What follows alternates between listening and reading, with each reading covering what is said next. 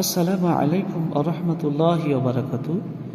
প্রিয় শিক্ষার্থীরা, আমি পরবর্তী ক্লাসে আসলাম তানবিন বা নুন সাকিনের কায়দা।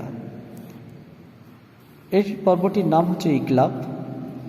আপনারা দেখতে পাচ্ছেন যে নুন জজমের উপর একটি ছোট মিম আছে, আর এখানে দু জাবার পরে বা দু জেরের পরে বা দু পেশের পরে ছোট মিম আছে।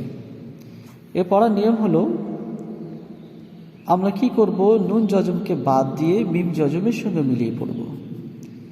এখানে পড়া হবে মিম মিম জাবার মাম।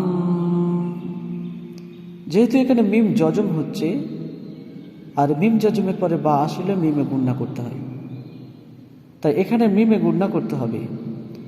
মাম, বা জাবার বা, খজের খি, বাখি, লাম জাবাল্লা, বাখিলা, মাম বাখিলা। যেহেতু এখানে আমরা যদি ওয়াফ করি তাহলে এটা হবে মাম বাখিল। লাম জাবাল্লা, নুন সিন জাবার নাস, লানাস, ফা জাবার ফা, লানাস ফা।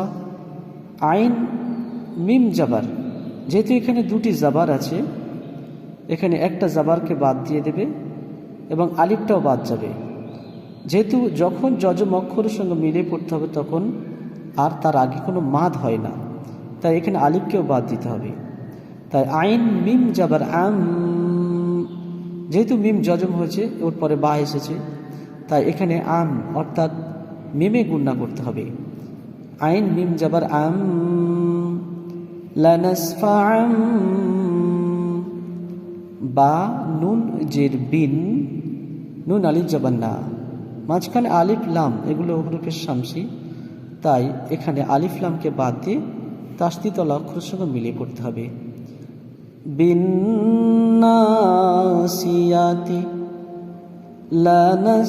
লানাসফা'আম বিন্নাসিয়াতি, মিন বাইনিস সুলবি।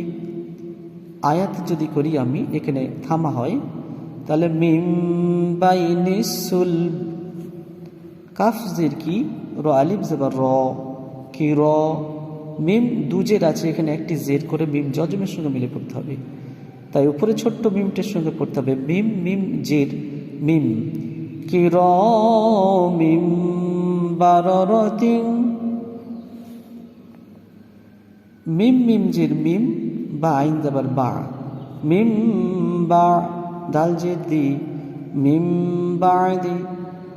যদি আমি এখানে দালে ওয়াফ করি অর্থাৎ থামি, এখানে দাল যেহেতু আয়াতের আগে জের এসছে তাই জজম করতে হবে, তাই পড়াটা হবে মিম বাদ। মিম পেশ মু ত হা জাবার ত, মুত, হা জাবার হা, মুত হা, র জাবার র, মুত হা র। তা দু জের আছে, এখানে এক জের হবে, জের হয়ে মিম জজম করে পড়তে হবে। তা মিম যে তিন পরে বা এসেছে, তাই মিমে গুণনা করতে হবে। মুতাহহারাতিন বিআইদি সাফারাতিন বিযামবিহিম